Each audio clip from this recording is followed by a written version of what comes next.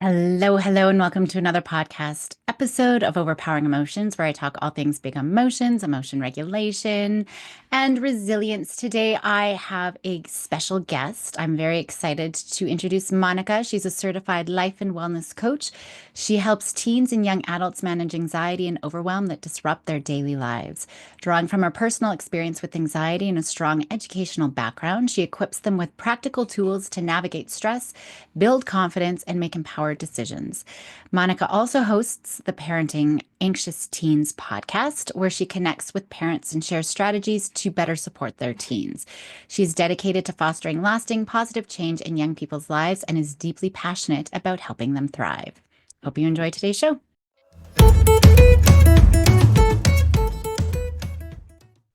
Well, Monica, thank you so much for joining me on the show today. Thank you. I'm excited to dive in. Yeah, I'm excited too. Why don't we start off by having you introduce yourself to everyone who's listening? Yeah. Hi, everyone. I'm Monica. I am an anxiety coach for teens. The reason or the intention of me becoming a life coach was my own experiences with anxiety. And that was really the driving force. And they often say, use your pain to propel you. So that is the background of that. My experiences as anxiety when I was a teen is something that I wasn't aware of. I was bullied in about grade 6, which led to a lot of school refusal. I ended up missing about a month of school, and I didn't know at the time that what I was experiencing was anxiety. And in the beginning, it really started off as a stomach flu, stomach aches. I'd be okay when I was at home, but when it came to the evening getting ready for school, I'd all of a sudden wouldn't feel well. When it came to getting up in the morning and going to school, I'd have a lot of resistance. I would feel physically ill. And, my parents would push me to go, and there would be a lot of calls home. There would be a lot of, is anything else going on? And I brushed it off. And I went to my parents ended up taking me to the doctor's office because they were like, okay, it's been more than a week. If it was a stomach flu, it would have gone away. So let's go see if there is anything else that's like that we're missing. We ran all the tests, everything was normal. And I remember sitting in the doctor's office and the doctor looking at me and saying, is there a chance that you might be skipping school? And in Mm. that moment, I was like, who, me? Not me. No, I'm not skipping school. But for some reason, that stuck with me. And it made, looking back at it in hindsight, it made a lot of sense. And I definitely showed it. A lot of my anxiety I internalized, but it was manifesting physically in terms of like not feeling physically well. And that's so common. I know, and like in children, we do, misinterpret a lot of those body signs. And it's interesting, I find as kids grow into older teenagers and then they come to my office, they're angry because I'm not a medical doctor. And they're like, I don't need to see you. I'm dying of cancer. There's something medically going on. And so, yeah, I think that there's a lot of misinterpretation around that. For sure. And it's overwhelming and confusing as a teen. And what inspired me to continue working with teens is because I wish I had the level of support and awareness. I mean, of course, as kids, you're not going to have the same level. That just comes with age and with life. But had I had someone to express and to help me normalize what I was going through, when I started becoming a life coach or reading books, I had these aha moments of, first of all, I'm not the only one. This is something that many people go through. And my anxiety wasn't diagnosed at a clinical level, but I still knew I needed support. And then there's also this level of relatability in the sense where I'm not that much older than them. So I have this connection piece where I was you not so long ago. And I want to be that sounding board for you to work through those overwhelming emotions that are interfering with your daily functioning. Yeah, which I think is huge. Wow, big story. So you've come a long way. And I think it's helpful that we have that personal experience to draw from too, because it does help with the normalization. Because sometimes we just feel like we're the only ones, right? And so, especially if it's new and everything else. And I imagine your parents were also sort of missing some of those signs. So for listeners, what are maybe some of those signs that are overlooked when we're looking at anxiety in teens? Yeah, that's a good question. I mean, Now, anxiety manifests differently for every single individual. It's not this one size fits all, but like you said, it's raising parents' awareness to recognize, are there any subtle patterns that I may be overlooking, like you had said? So is my teen frequently complaining about stomach aches, headaches, or are they constantly feeling tired, which again could be that manifestation of stress? Are they very restless and having trouble sleeping because their minds are running a mile a minute at nighttime and it's really interfering from them getting into that relaxed state? Do they have these levels of perfectionism? Because that is something that's more specific with high functioning anxiety. Are they spending time excessively on a task? Do they fear making a mistake, or do they avoid challenges because they have these high expectations for themselves that could be realistic, that could be, sorry, unrealistic?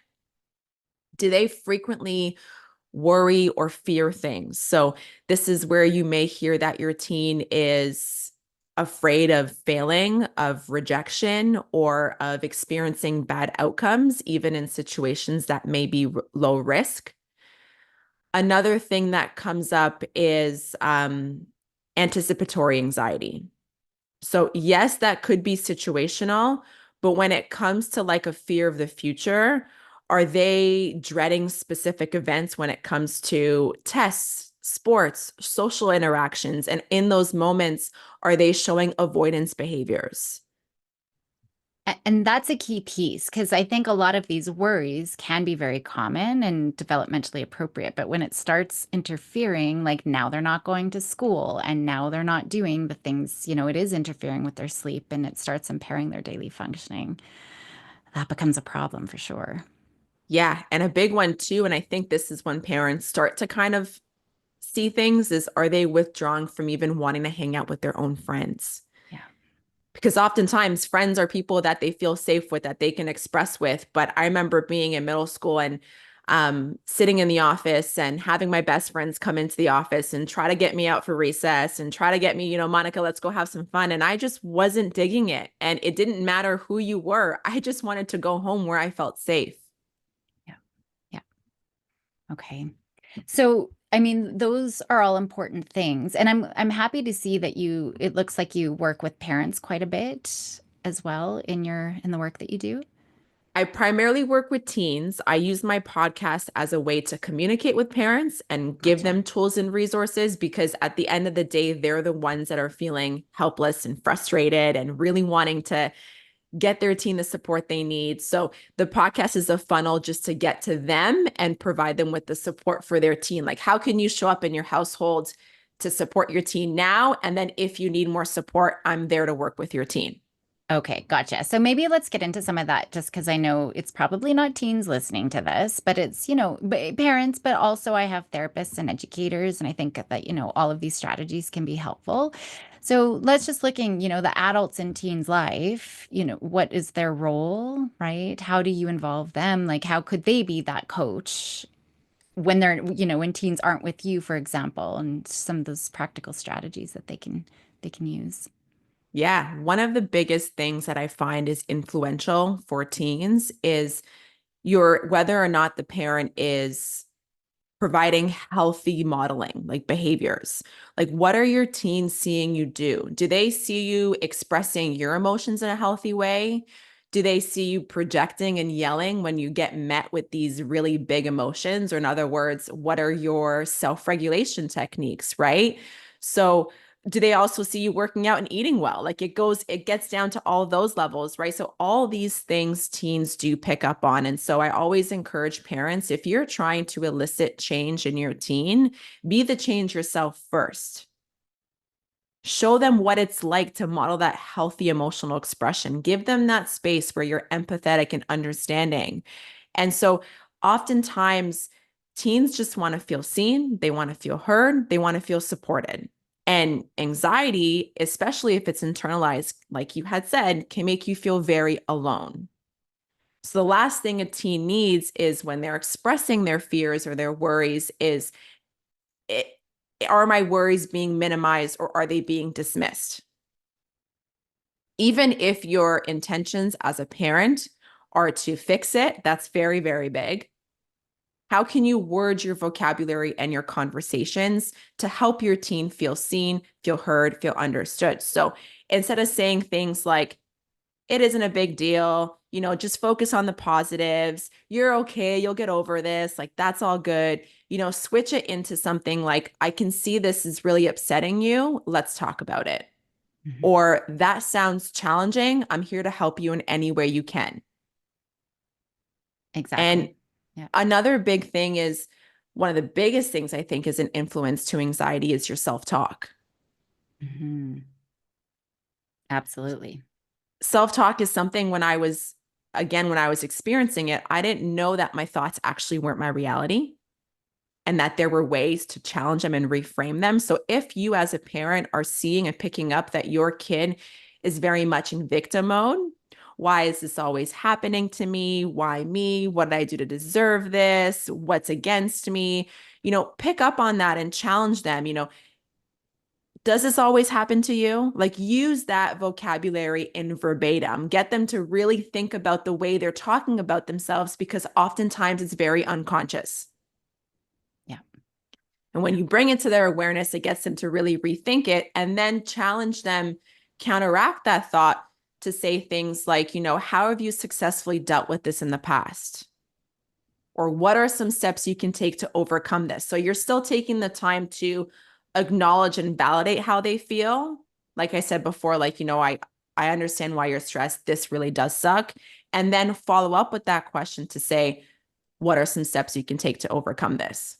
Exactly. I'm always saying that validate, and then we got to put it back to them, showing the confidence that I'm confident that you are going to figure this out, right? And solve it. Because otherwise they end up dependent on us, always needing to reassure them and to fix things for them, and they're never learning those skills themselves.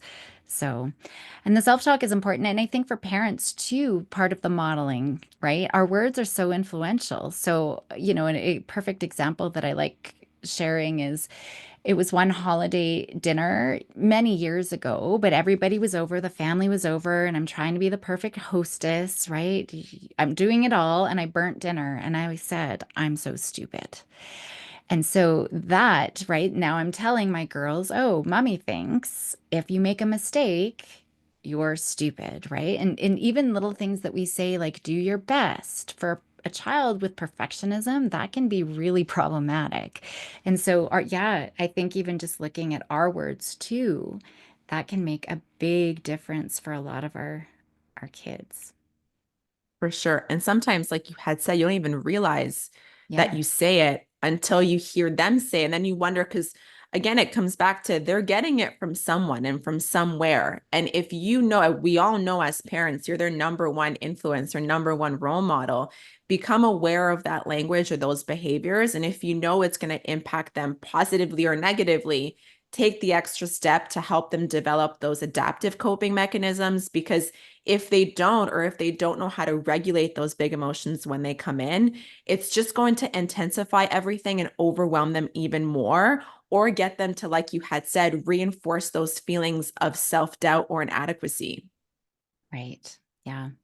And I think like oftentimes I'm getting parents too to proactively because sometimes in the moment it's still really hard. We can tell parents and it can still be difficult, but proactively, like think of a time today you might have a struggle, but talk out loud as you problem solve, right? Like, oh shoot, I'm a little bit late. How am I going to reshuffle my schedule? Even those little things that we don't say out loud. Kids just see us going through our day and they think that we're happy and everything works perfectly, because people aren't actually talking through some of their frustrations or problem solving or, anything else that goes on. So, yeah. Absolutely. And I think for teens too, and what's really important is to normalize having these open conversations. Like if Mhm. you give them the space to ask them these questions, again, they're teens, they likely don't ask themselves these really deep questions. And so when you first ask them, you might get a lot of, I don't know, or you might get a little bit of resistance. That's natural, that's normal. But let's say if you're doing it on a weekly, bi-weekly, monthly basis, those questions don't feel as invasive.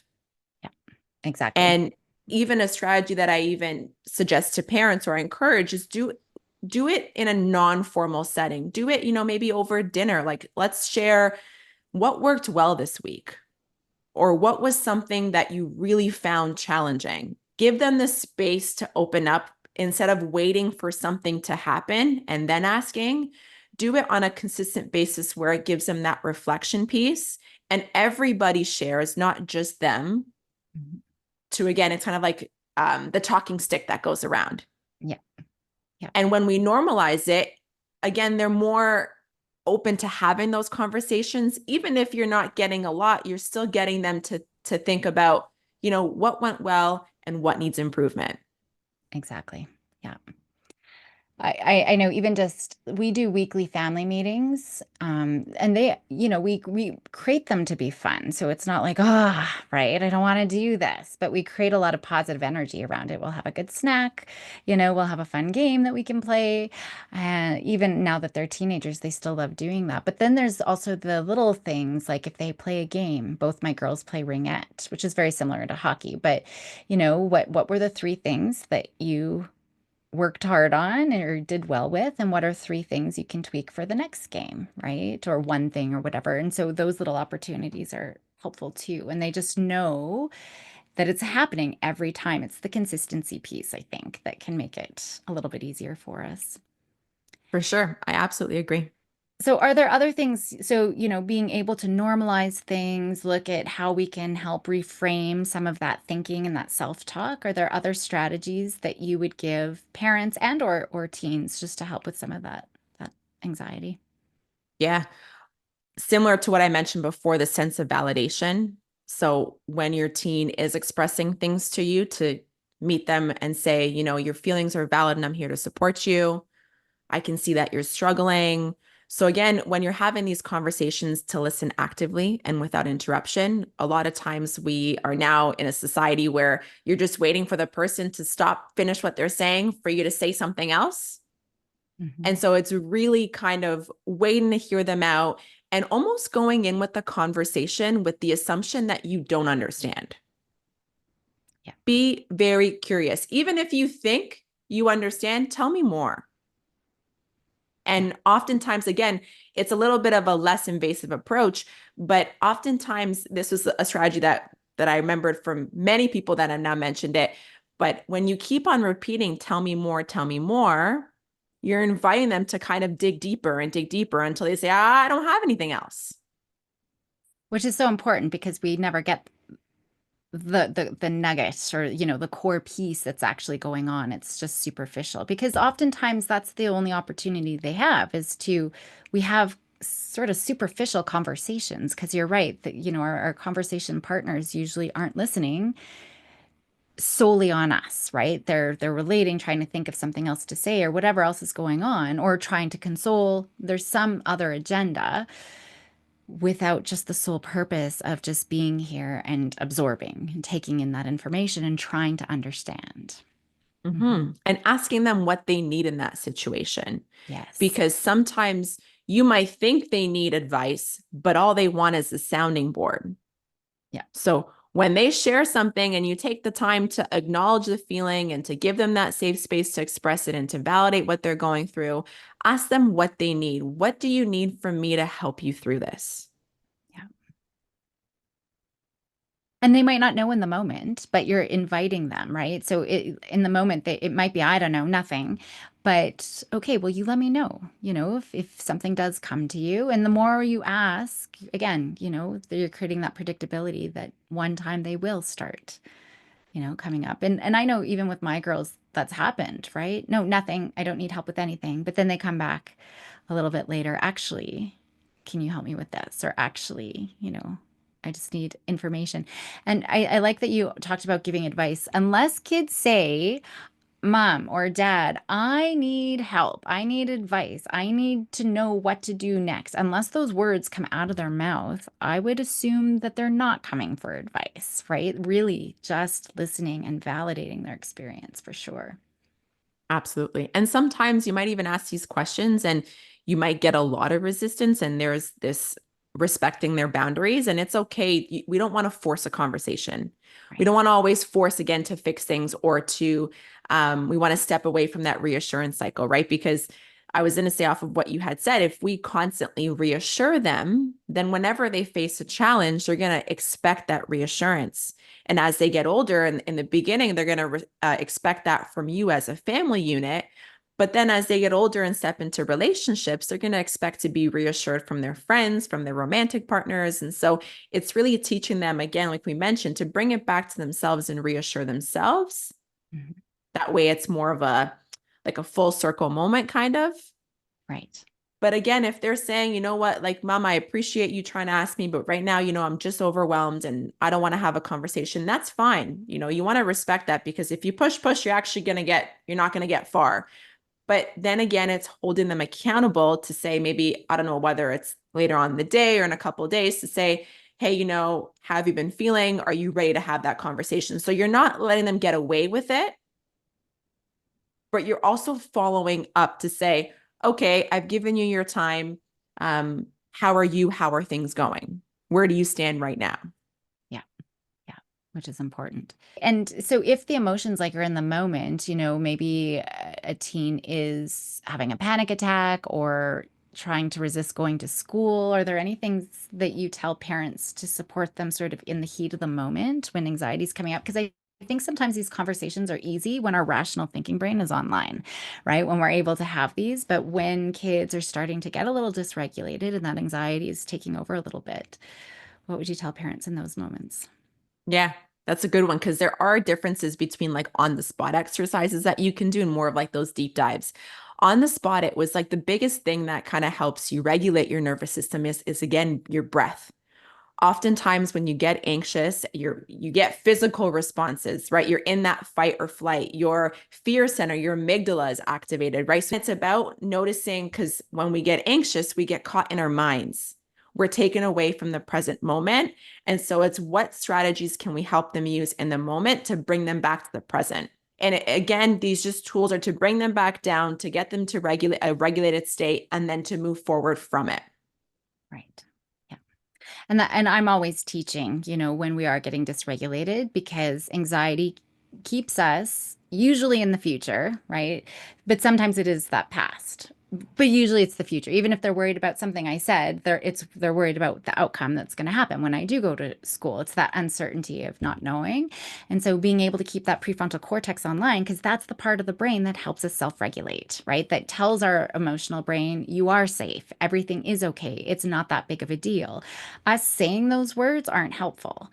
They need to have their brain, that part of, the self-regulation brain online to be able to do that. So yeah, those are great strategies to be able to help them ground down back to that present moment. That's always what we need to do. Absolutely. So, yeah. Anything else that we haven't talked about that you think is important to make sure we do? I think similar to what we mentioned before we hit the record button, on the misconceptions that you Yes. often, everyone always might say anxiety is just a phase that they'll grow out of. Like, that's normal. And although anxiety is a healthy response to things, it's your way, again, your body's way of protecting you. If it starts to interfere with that daily functioning, if we don't address it or learn how to regulate it as it comes up, it's only going to intensify and get bigger. And the whole goal of these conversations is to teach them how to develop a toolkit that they can use, so that it doesn't get to the point where they're in that moment of panic and they don't know what to do. We want to educate and raise their awareness around different strategies that may be trial and error in the beginning. You may try something and say, you know what, I didn't like that exercise, and that's okay.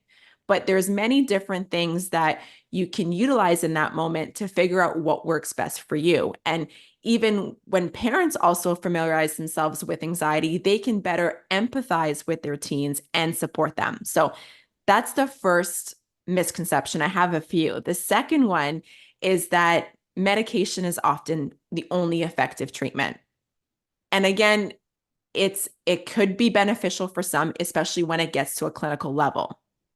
However, if we're working with the non-clinical level, there are other things we can do, again, to teach them how to regulate those emotions, whether it be lifestyle changes, adaptive coping mechanisms, coaching, that we want to try first before we introduce the medication.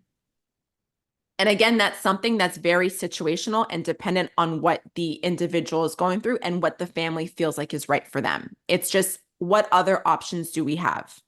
Mhm. The third one, and the one that really hits home for me, is that people with anxiety are often visibly panicking and anxious. And the reason why this hits home is because I internalize all of my anxiety. And I think I internalized it because I am someone who can function really well on anxiety. I have like the high functioning anxiety.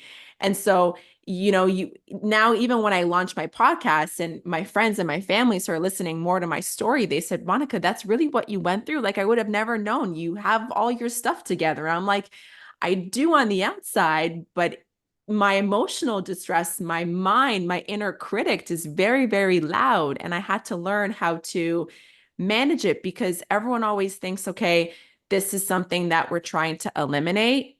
It's not going to go away. It's just how do we manage it and how do we manage it in a healthy way so it doesn't lead to maladaptive coping mechanisms as they get older. Yeah, exactly. And that's a key piece, right? We're not getting rid of it, but we're getting to the place where we're not scared of it and not overwhelmed by it anymore, right? So that we can still do the things that we need to do. Yeah. And the importance of it is I was reading a study that was saying 40% of high schoolers reported psychological stress. And was it not even half of them were receiving the support that they needed, which goes to show how many teens are actually struggling with this in silence and the importance of creating that safe space and giving them outlets to get the support they need. Because even when you look at kids in schools, there's not enough guidance counselors or school psychologists to go. The ratio between kids and the psychologists is very minimal, and parents have to seek externally. Right. And so it's also learning how to, if you know the percentage of high schoolers, let's say, who are experiencing that psychological stress, it emphasizes the importance of parents and educators becoming aware of this. And the most significant thing that also stood out to me with the study was the lack of connection to an adult who they trusted and they were able to talk to was one of the top risk factors associated with youth suicide. Yeah. Yeah. And it doesn't matter who that adult is. I mean, there's some key people, and the more adults that these kids have in their life, obviously, we're going to have a little bit more, but there's a movie called Paper Tigers. I don't know if you've read it or watched it, but um, it's, the kiddos are all quite traumatized. And that's what they were talking about is just having one charismatic, dependable adult in their life help them be successful, like long-term outcomes. It was such a major protective factor. And so we do see that. It's so important. And sometimes we Absolutely. forget. Yeah. Hmm. Think about it when we have a conversation with a friend and we open up to them about something that's been really hard. We're like, oh, I feel better after that because there's often a level of shame that you have or fear of judgment that you're going to get if you express to someone. But as I've gotten older, I've realized the more I actually talk to people who I feel safe with, the more I realize that everyone is going through something to a certain level of degree. And the more vulnerable you are with your friend or whoever you trust, the more likely they're going to be also vulnerable with you. Right. Well, Mr. Rogers says that if it's mentionable, it's manageable, right? So when we can talk about it, it actually shifts in our brain. And so we are a little bit more empowered and better able. It actually helps calm our nervous system and does make a difference for our coping. So it's Oh, I very like that. important. But we need to be able to feel safe enough, right, to be able to kind of talk about it, to get vulnerable with someone. So, Sure. And I'm happy that our society is shifting in the direction of mental health being, something that's very advocated for and that's starting to be more of on the rise in comparison to before. Even when I look at like my parents, you grew up in a society where you didn't want to burden your friends with your troubles. You didn't want to add on to that. Especially for men, it was something that like, no, no, no, your ego and your pride, you can't tell people that you're not doing well. Where we actually think the opposite. We think that's a strength. right, And so it's, just teaching teens how to connect with that side of themselves and to express it because oftentimes they're going to not talk about it because they don't know that talking about it is actually leading to the other side of overcoming it. right. Exactly. Yeah. Well, there's so much to think about, very helpful things. I'm sure there's so much that we could continue talking about. I will put all of your information and how, people can find you in the show notes. But for right now, for people who are listening, where is the very best place to find you? Yeah, my podcast, it's called Parenting Anxious Teens. And again, the intention of it is just to raise parents' awareness around what non-clinical anxiety is, what the signs and symptoms are, alongside some tips and tricks. So follow me there. I am on social media, but my podcast is the number one way to connect and learn more about me, my approach, and hopefully how to help you connect with your teen. Amazing. Thank you so much for being on the show. No problem. Thank you for having me.